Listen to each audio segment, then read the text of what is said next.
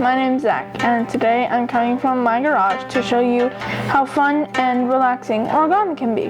Now, origami is the art of folding paper, so there's no need for scissors or glue. So, as you can see, I've already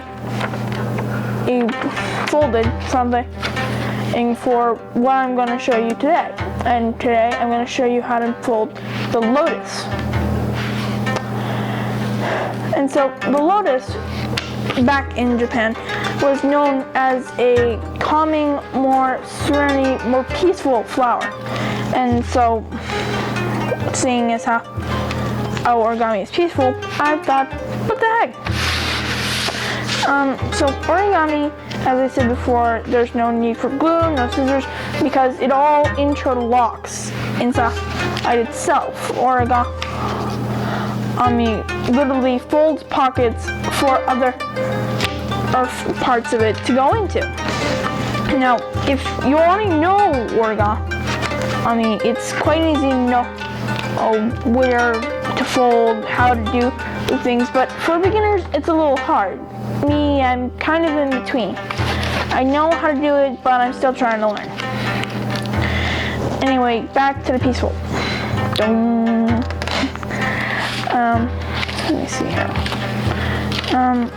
The reason I like origami is because of all the different things I can create with it. I can also remember when I made my first origami dragon, which is another one, and I can fold. But it's a little different from the lotus. The lotus has a few steps to it. One, you have to, taking this and turning it into a square. Now, that's tricky, but once you get the hang of it, it's 1, 2, 3. Then you need to fold the flower petals themselves,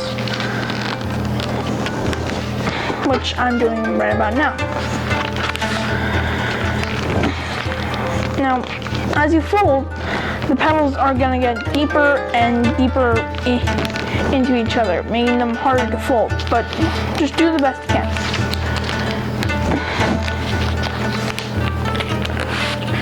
See, mine's not even perfect.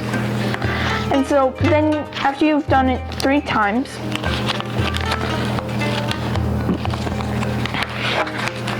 flip it over and fold to the back side.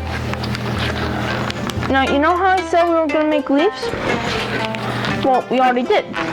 You see, as we're folding to the back, these are going to be the leaves we're going to use to make the lotus. And then there's the start of it.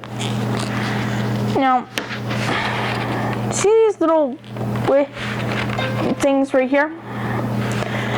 Those are going to be tilted back just a smidge, so that way you can bend something over.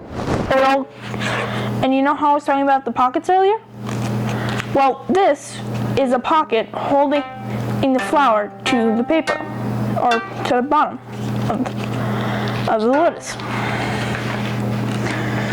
I'm going with a few ways, but I'm just going to show you the full lotus flower. Just to name them, I figured out how to do the bud, the starting seedling, and then the one I'm showing you now is the full flower.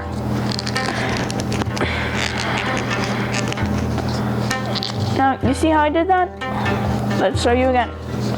I folded over and pulled through to create the flower petal. Now, it's quite easy, but it can also be a little tricky because the flower petals can rip because they're still paper, not actual flower.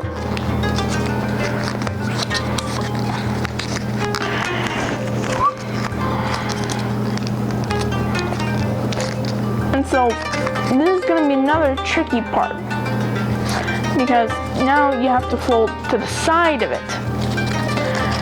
But you'll get the hang of it. I'm sure you will.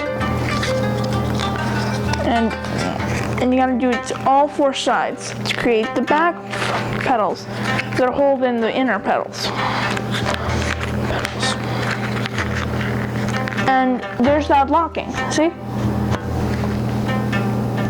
All of the two papers on the side and the one that was folded in the middle holds right there, right where those little corners filled in.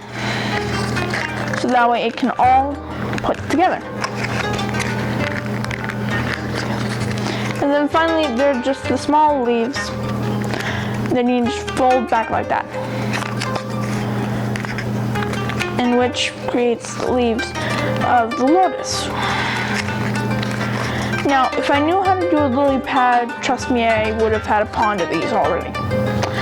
And so, the lotus is a calm, peaceful flower, just like origami.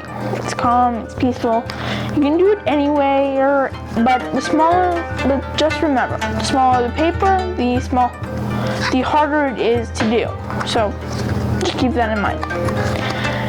Once again, Zachary Markowitz, thank you for joining.